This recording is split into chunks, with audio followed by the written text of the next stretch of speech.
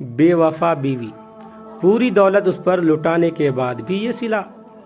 ناظرین، یہ جو واقعہ میں سنا رہا ہوں، اس واقعے کا راوی کہتا ہے کہ ایک مرتبہ قطر میں کانفرنس تھی، ہم وہاں گئے۔ جب کانفرنس ختم ہو گئی تو وہاں پر ایک بریگیڈیئر صاحب تھے، انہوں نے کہا کہ میرا ایک مزرعہ ہے، وہاں پر چلیں، وہاں پر خیمہ ہے، وہاں پر جا کر رات آپ کھانا کھائیں۔ خیر ہم مہمان تھے، ہم نے کہا ٹھیک ہے۔ جس وقت ہم وہاں پر پہنچے تو وہاں پر ایک سیرین ماشاءاللہ لمبا خوبصورت، اس نے وہی بدی لباس پہنا ہوا اور بہترین اس نے کھانے کا اہتمام کیا ہوا۔ اتنا مزیدار کھانا ہم نے زندگی میں کم ہی کھایا ہوگا۔ جب ہم نے کھانا کھا لیا تو ہم نے اس کے ساتھ گپ شپ لگانی شروع کر دی۔ تو ہم نے کہا کہ تم کہاں کے رہنے والے ہو، تم کیسے آ گئے؟ ہمیں کسی نے بتایا کہ یہ شخص جو آج آپ کی خدمت میں مامور ہے بڑا ہی امیر آدمی ہے۔ ہم نے اس سے کہا کہ تم اپنی زندگی کی داستان سناؤ۔ اس نے جو داستان سنائی وہ کچھ اس طرح تھی۔ کہنے لگا کہ شام میں میرے والد کا پانی کا ٹینکر بنانے کا کارخانہ تھا، ہمارے پاس کافی ملازم تھے، میں بھی وہاں پر کام کرتا تھا اور میرے بھائی بھی وہاں پر کام کرتے تھے۔ ہمارا کام بہت اچھا چل رہا تھا۔ اسی دوران میری شادی ہو گئی۔ میری چچا کی بیٹی تھی، اس کو میں نے پسند کیا، میرے چچا نے رشتہ دے دیا۔ الحمدللہ میرا گھر آباد ہو گیا، آمدنی ہماری بہت اچھی تھی، لیکن اچانک میرے والد کو ہارٹ اٹیک آیا یا ویسے کوئی بیماری آئی، بہرحال وہ اللہ کے پاس چلے گئے۔ میں اپنے بھائیوں میں سب سے بڑا تھا۔ میں نے بھائیوں کو بلایا، کہا دیکھو بات سنو، اگر ہم اکٹھے مل کے کام کریں گے تو اس کے اندر برکت ہے، ہمیں کمپنی کو اپنی فیکٹری کو بیچنا نہیں چاہیے۔ انہوں نے کہا ٹھیک ہے، سب کو روزی مل رہی ہے۔ خیر وہ کہتا ہے کہ ہم نے الحمدللہ مل کر کام کرنا شروع کیا، ہمارا کام پہلے سے بھی بہتر ہونا شروع ہو گیا۔ بھائیوں میں بھی اتفاق تھا، پیار محبت تھی۔ اس دوران میں اچانک میری بیوی بیمار ہو گئی۔ کہتا ہے کہ میں نے مقامی طور پر اس کا علاج کرانا شروع کر دیا تو ڈاکٹر نے جو ڈائگنوز کیا وہ یہ تھا کہ اس کو کینسر ہے۔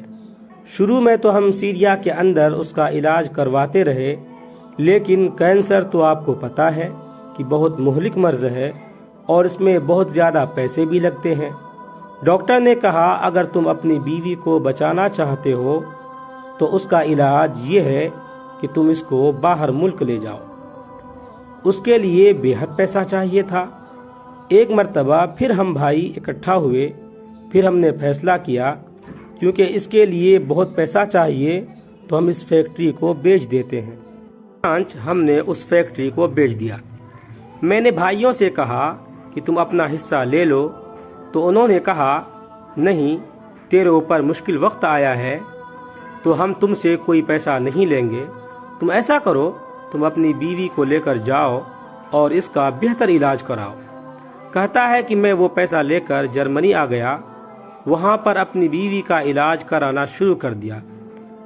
علاج بڑا مہنگا تھا، 5 سال لگ گئے۔ ہمارا جتنا پیسہ تھا تقریباً وہ بڑی حد تک ختم ہو چکا تھا، لیکن الحمدللہ 5 سال کے بعد میری بیوی شفا یاب ہو گئی۔ جب بیوی صحت مند ہو گئی تو میں واپس سیریا آ گیا۔ وہاں سے آنے کے بعد میں نے کوئی چھوٹا موٹا کاروبار ادھر ادھر ہاتھ مارنے شروع کیے۔ ایک دن میں اپنی بیوی کے ساتھ بیٹھا ہوا تھا، میری بیوی مجھ سے کہنے لگی کہ مجھے تم سے کچھ بات کرنی ہے۔ میں نے کہا کرو۔ میرے دل میں یہ تھا کہ وہ پیار کی محبت کی بات کرے گی۔ ہم نے بڑا مشکل وقت بیماری کی حالت میں جرمنی میں گزارا ہے، لیکن اچانک وہ مجھ کو کہنے لگی کہ مجھ کو طلاق چاہیے، میں تمہارے ساتھ نہیں رہنا چاہتی۔ میں نے کہا کہ تم کیا کہہ رہی ہو؟ میرے وہم و گمان میں بھی نہیں آ سکتا تھا۔ میں نے کہا تم ہوش میں تو ہو؟ کیا بات کر رہی ہو؟ اس نے کہا میں سنجیدہ ہوں، مجھے کسی اور شخص سے محبت ہو گئی ہے، میں اس کے ساتھ شادی کرنا چاہتی ہوں، تمہارے ساتھ نہیں رہنا چاہتی۔ مجھ کو طلاق دو۔ کہتا ہے میں نے ان سے کہا کہ تو نے مجھے اچھا بدلہ دیا، میں نے اپنی ساری زندگی کی جمع شدہ پونجی، پوری فیکٹری تمہارے اوپر لگا دی، تم اب کہہ رہی ہو کہ مجھ کو طلاق دو، کہ مجھے کسی اور آدمی سے پیار ہو گیا ہے۔ میں نے کہا کیسے پیار ہوا؟ اس نے کہا کہ جب میں جرمنی میں تھی تو وہاں پر ٹیلی فون پر رابطہ ہوا اور ہم آپس میں لمبی باتیں کیا کرتے تھے وغیرہ وغیرہ۔ کہتا ہے کہ ہمارے آپس میں جھگڑا جو ہے، تھوڑا سا آواز ہماری اونچی ہوئی۔ اس دوران میں میری بیوی کا باپ جو میرا چچا لگتا تھا وہ بھی آ گیا۔ اس نے پوچھا کیا ہو گیا، تم آپس میں کیوں لڑ رہے ہو؟ میں نے اس سے کہا یہ دیکھو مجھ سے یہ طلاق مانگ رہی ہے۔ اس نے اپنی بیٹی سے کہا ہاں تم یہ کیا کہہ رہی ہو؟ اس نے کہا نہیں میں نے ایسا کچھ نہیں کہا۔ وہ 100% مکڑ گئی، کہنے لگی اس نے جھوٹ بولا ہے۔ میں نے کہا نہیں، اس نے ابھی مجھ سے طلاق مانگی ہے۔ بات مختصر یہ کہ وہ جو میرا چچا تھا، میرا خیال یہ تھا کہ وہ میرا ساتھ دے گا، لیکن اس نے اپنی بیٹی کا ساتھ دیا۔ وہاں سے تو اٹھ گئے۔ اگلے دن اس نے مجھ کو پیغام بھیجا کہ تو نے میری بیٹی پر الزام لگایا ہے۔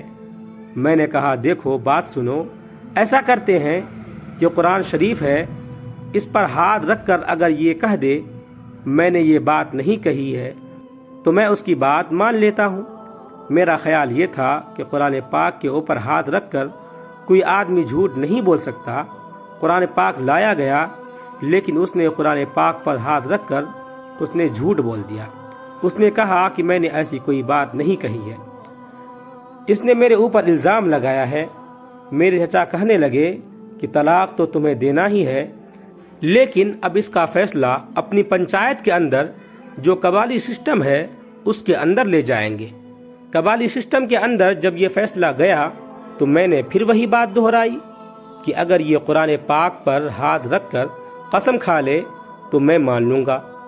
وہ پھر آئی اور قرآن پاک پر ہاتھ رکھ کر پھر سے جھوٹی قسم کھا لی۔ قبالی سسٹم کے تحت میرے اوپر 6 ملین یعنی 60 لاکھ لیرہ عائد کیا اور کہا کہ یہ تمہیں اپنی بیوی کو دینا ہے اور 20 لاکھ فلاں قبر پر چڑھاوا چڑھانا ہے۔ میرے پاس تو کچھ نہیں تھا۔ میرے بھائیوں کو پتہ چلا تو ایک دفعہ پھر میرے بھائی میرے ساتھ کھڑے ہوئے۔ ہم نے اپنا گھر، زیور اور جو کچھ بھی ہمارے پاس تھا اور کچھ قرض لے کر جرمانہ ادا کیا۔ وہ جو پنچایت کا سربراہ تھا وہ رات کو میرے پاس آیا اور مجھ سے کہنے لگا میں تمہیں 1 ملین بطور مدد دیتا ہوں۔ مجھے پتا ہے کہ یہ عورت جھوٹ بول رہی ہے، تم سچ بول رہے ہو۔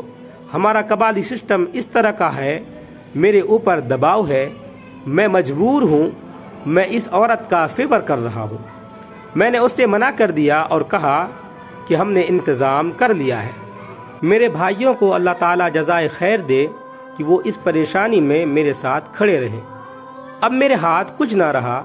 اس دوران میرا ایک اور چچا تھا، وہ میرے پاس آیا اور کہا بھتیجے ایک بات سن، مجھے پتا ہے کہ تو بے گناہ ہے، تو انتہائی شریف آدمی ہے، میں تمہیں اپنی بیٹی کا رشتہ دیتا ہوں۔ میں نے ان سے کہا میرے پاس تو کچھ بھی نہیں ہے، جو کچھ تھا میں نے اس پر لٹا دیا، ہمارے اوپر تو الٹا قرضہ چڑھ گیا ہے، نہ ہمارے پاس گھر ہے، یہاں تک کہ حق مہر ادا کرنے کے بھی پیسے نہیں ہیں۔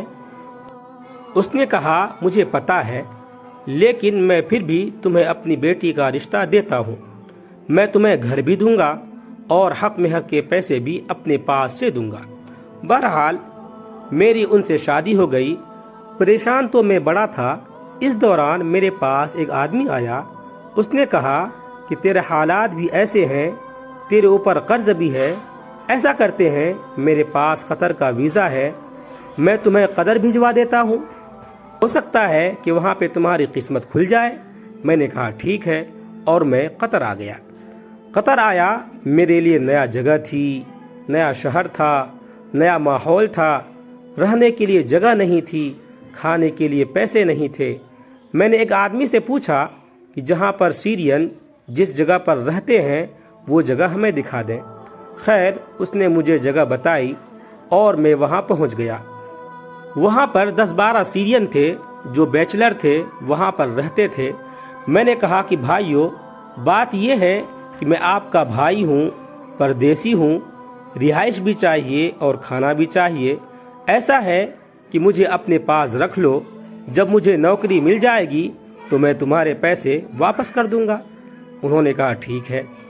میری قسمت اچھی تھی کہ چند دن بعد رمضان شروع ہونے والا تھا۔ رمضان مبارک کے دوران اللہ قطریوں کو جزائے خیر دے، بے پناہ سخاوت۔ مسجد کے اندر افطاری اور سحری کا بندوبست تھا۔ میں افطاری بھی وہاں کرتا اور سحری بھی وہیں کرتا۔ مہینہ بڑے آرام سے گزر گیا۔ جب رمضان ختم ہو گیا، وہ جو شامی جس کے پاس میں ٹھہرا ہوا تھا، میں ان کے پاس آیا۔ انہوں نے کہا ایسا کرو، اپنا بوریا بستر اٹھاؤ اور چلے جاؤ یہاں سے۔ میں نے کہا کہ بھائیو، ابھی تو میں اپنی نوکری تلاش کر رہا ہوں، آپ لوگ میری مدد کریں، میری جاب لگ جائے، اور وہ اب مجھے مجبور کر رہے ہیں کہ نکلو یہاں سے اور پیسے بھی دو۔ کہتے ہیں کہ ایک دن ان میں سے ایک شخص میرے پاس آیا اور کہا کہ ایسا کرو کہ میں نے تمہاری نوکری کا بندوبست کر دیا ہے، ذرا اچھے کپڑے پہن لو۔ میں نے بہترین لباس اپنا پہنا۔ ویسے بھی میں ماشاء اللہ لمبے قد کا تھا، نوجوان اور خوبصورت بھی تھا۔ وہ مجھے لے کر جو ان کا سیکورٹی امن العام کا ادارہ تھا وہ لے کر گیا۔ یہ پولیس کا ہیڈ کوارٹر تھا۔ وہاں پر کوئی انڈین کھڑا تھا۔ ہم نے ان سے کہا کہ بھائی، ہمیں بریگیڈیئر صاحب سے ملنا ہے۔ اس نے اشارہ کیا، میں اندر چلا گیا۔ وہ جو سیرین تھا مجھے اندر داخل کر کے وہ چلا گیا۔ کہنے لگا تم یہاں جاب کرنا، یہ تمہیں نوکری دے دیں گے۔ کہنے لگا کہ اندر ان کا خفیہ اجلاس ہو رہا تھا۔ میں دروازہ کھولا اور اندر چلا گیا۔ وہ جو بریگیڈیئر صاحب تھے جو چیئر کر رہے تھے، انہیں دیکھا مجھے کہ ایک اجنبی آدمی، وہ غصے سے لال پیلے ہو گئے۔ کہا تو کون ہے؟ کیسے یہاں آ گئے؟ کیسے داخل ہو گئے؟ میں نے کہا میں جاب کی تلاش میں آیا ہوں۔ انہوں نے کہا میں تمہیں نوکری دیتا ہوں۔ انہوں نے تیز آواز میں کہا کہ اسے جیل میں ڈال دو۔ کہتا ہے کہ اب مجھے سمجھ میں آ گئی جب مجھے جیل میں ڈال دیا گیا کہ وہ جو سیرین تھا اس نے میرے ساتھ دھوکہ کیا ہے۔ اصل میں وہ مجھ سے جان چھوڑانا چاہتے تھے اور مجھے دھوکہ دے کے یہاں لے آیا۔ کہتا ہے کہ میں نے تو رونا شروع کر دیا، اونچی اونچی زور زور سے رونا شروع کر دیا۔ جب اجلاس ان کا ختم ہوا، بریگیڈیئر صاحب باہر نکلے۔ میں اونچی اونچی آواز میں رو رہا ہوں، شور مچا رہا ہوں۔ انہوں نے حکم دیا کہ اس کو نکالو باہر۔ اللہ کو شاید وہ جو میں نے بیوی کی خدمت کی ہوئی تھی وہ میری ادا پسند آ گئی۔ بریگیڈیئر کو میرے اوپر ترس آ گیا۔ اس نے کہا کہ آ جاؤ میرے ساتھ۔ اس نے چائے منگوائی، مجھ سے پوچھا تم کون ہو، کہاں سے آئے ہو، تمہارا کیا مسئلہ ہے؟ میں نے اپنی ساری کہانی بتا دی۔ اس نے کہا کہ ہمیں اصولی طور پر تو تمہیں واپس بھجوانا چاہیے، لیکن ایسا ہے میرے پاس ایک مزرعہ ہے، اگر میں تمہیں وہ مزرعہ سونپ دوں تو کیسا رہے گا؟ تم سنبھال لو گے؟ میں نے کہا مجھے کوئی بھی کام دے دے، مجھے تو نوکری کی ضرورت ہے۔ خیر، اس نے کہا کہ دیکھو ہم 2000 ریال دیتے ہیں، لیکن تمہیں 4000 ریال دوں گا، لیکن میں تمہیں 3 مہینے دیتا ہوں اور 3 مہینے کے اندر اندر تمہاری کارکردگی دیکھیں گے۔ اس نے کہا کہ آپ ایک مرتبہ آزما کر تو دیکھ لو۔ خیر، میں مزرعے میں چلا گیا۔ میں نے دن رات محنت کی اور بھی انہوں نے مزدور مہیا کر دی۔ 3 مہینے کے اندر اندر میں نے جنگل میں منگل بنا دیا۔ میں کھانا بہترین پکا لیتا تھا۔ میں نے بریگیڈیئر صاحب سے کہا کہ حضور، آپ کو ہوٹلوں سے، مطاعم سے کھانا منگانے کی اب کوئی ضرورت نہیں، ایک دفعہ میرا کھانا کھا کر دیکھیں۔ وہ کہتا ہے کہ اس طرح سے مجھے یہاں پہ جگہ مل گئی۔ ایک دن بریگیڈیئر صاحب آئے ہوئے تھے، ہم آپس میں بیٹھے گپ شپ لگا رہے تھے۔ انہوں نے مجھ سے پوچھا یہاں آنے سے پہلے کیا کرتے تھے؟ میں نے کہا میرے والد کی ٹینکر بنانے کا بہت بڑا کارخانہ تھا، ہم اس کے مالک تھے۔ اس زمانے میں قطر میں پانی کی آج بھی قلت ہے، اس وقت بھی تھی۔ مسئلہ تھا۔ اس نے کہا کیا خیال ہے کہ ہم ٹینکر بنانے کا ایک فیکٹری نہ لگا لیں اور ہم تمہیں اس میں حصہ دے دیں گے۔ میں نے کہا بالکل ٹھیک ہے۔ کہتا ہے کہ میں نے بریگیڈیئر صاحب کے ساتھ مل کر فیکٹری لگائی، کام ہمارا بڑھتا چلا گیا۔